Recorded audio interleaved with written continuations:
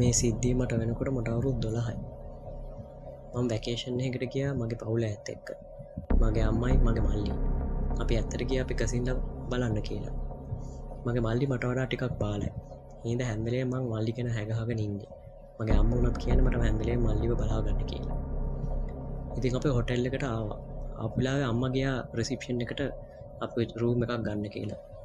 ඉතින් ඒ අතරතුර මායි මගේ මල්ලි හොටෙල් එකේ ලොබි එකේ කවුච් එකේ ඉඳගෙන හිටියා. ඒ ටික වෙලාවක් බලාගෙන ඉන්නකොට එකපාරට ටිකක් අමුතු පිනුමක් තියෙන අවුරුදු 40ක වගේ මිනිහෙක් හොටෙල් එක ඇතුළට ආවා. මේ මිනිහයා අපි ළඟ තමයි ඉඳගත්තේ. හැබැයි මිනිහයා කවුන්ට් එකටවත් ගියේ නැහැ.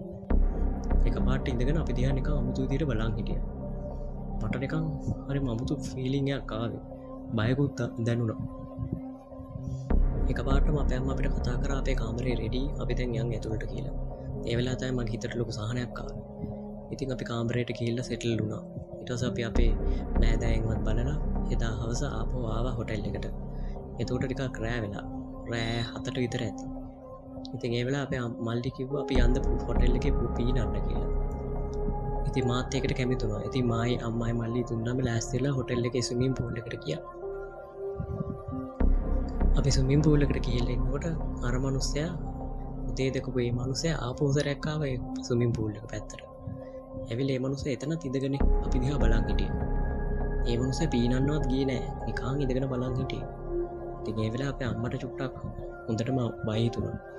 අපිටත් බය හිතුණා. ඉතින් අපි හිතුවා ඒ වෙලාවේ කාමරේට ආපහු යන් කියලා. ඉතින් අපි ඒක නවත්තලා දාලා ආපහු කාමරේට ආවා. දැන් රෑ 8 විතර ඇති වෙලාව. මායි මල්ලි ඉතින් රූම් එකේ ඇඳට වෙලා ඉඳන් ටීවී එක බල හිටියා. මගේ අම්මා එනකොට ටිකක් කනස්සල්ලෙන් හිටියේ මේ මිනිස්සයා ගැන. ඊට පස්සේ අපේ අම්මා ගියා ෂවර් එකට වොෂ් එකක් දාගන්න කියලා.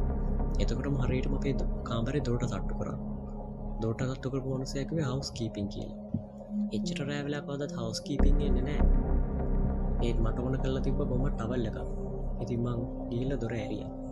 කරේ ලොකු මෝඩකමක්. ඒ අර කලින් හිටපු මිනිහම තමයි. ඒ මිනිහා දොර ගාව හිටගෙන එකපාරට මහා නරක විදියට අපි දිහා hina වේගෙන බලන් හිටියා.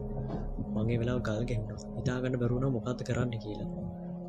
ඒ මිනිස්සු එතන හිටගෙන එකපාරට අපින් එක එක ප්‍රශ්න අහන්න ගත්තා. අපිට කොහොමද අපේ අම්මට කොහොමද අපි කොහේ ඉඳලාද ආවේ එක එක ප්‍රශ්න. එකපාරට අපේ අම්මට සද්දෙහෙල දුවගෙන ඇවිල්ලා අපේ අම්මා එකපාරට දොර හයියෙන් වැහුවා. ඒ මොහොතේම අපේ අම්මා සිකියුරිටි එකට කතා කරා හොටෙල් එකේ. ඊට පස්සේ අපේ කාමරේ වෙනස් කරා. මේ මිනිස්සු ඊට පස්සේ පැනලා යන්න හැදුවා. හැබැයි හොටෙල් එකේ සිකියුරිටි එකේ මිනිස්සු අල්ලගත්තා. අල්ලගත්තට පස්සේ මේ මිනිස්සයා මං හිතන්නේ ඇරෙස්ට් කරා පොලිසිය. ඊට පස්සේ දවසේ අපිට සිකියුරිටි එකෙන් කතා කරා හොටෙල් එකේ. කතා කළා කිව්වේ මේ මිනිස්සයා දැන් පොලිසිය අත්අඩංගුවේ ඉන්නේ.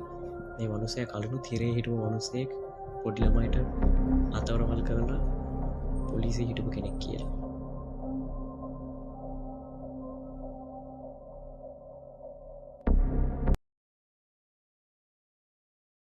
ඕගොල්ලෝ කවදාවත් හොටෙල්ස් වල නතර වෙලා ඉන්න බයයිද? මට නම් ඒ බය පොඩි කාලේ ඉඳලම තිබ්බා. මම පොඩි කාලේ ඉඳලා හරිම බයයි හොටෙල් රූම්ස් වල ඉන්න. ඉතින් මගේ අම්මටයි තාත්තටයි වෙලාවකට එක පේන්න බෑ. ඒගොල්ලන්ට හරිම කරදරයක්. මොකද මම ඕනවට වඩා පොඩි කාලේ හොල්මා ෆිල්ම්ස් බලලා ඒ බය ඇති කරගෙන තිබ්බා. හැබැයි මම ටික ටික ලොකු වෙනකොට නම් ඒක නැති කරගත්තා. මොකද මට දැන් මගේ රස්සාවේ හැටියට මම බිස්නස් ට්‍රිප්ස් යන්න ඕනේ එක එක වැඩවලට. සමහර කලකට නගරෙන් නගරයට යනවා. එහෙම ගියාම ඉතින් හොටෙල්ස් වල ඉන්න බෑ. ඉතින් මට එක දවසක් සිද්ධ වුණා හොටෙල් එක නතර වෙලා ඉන්න රෑ. ඉතින් මම හොටෙල් එකේ ඉන්න ගමන් ඉතින් ෆිල්ම්ස් බල කාමරේට වෙලා හිටියා. ඉතින් මම රෑ නිදා ගන්න ඕන වුණාම මං කරන්නේ මං ගාව නිදිපෙති වගේක් තියෙනවා. මං ඒ නිදිපෙති අරගත්තා. එහෙමම නිදා ගන්නවා.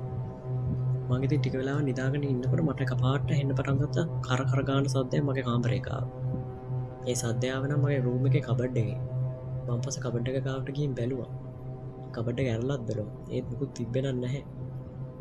පස්සේ මං ආපහු අනිත් පැත්ත හැරිලා නිදාගත්තා. නිදාගෙන ටික වෙලාවක් බලනකොට මට දැනුණා නිකන් අමුතු ලොකු හැබැනල්ලක් මල්ලංගේ ගියනවා වගේ.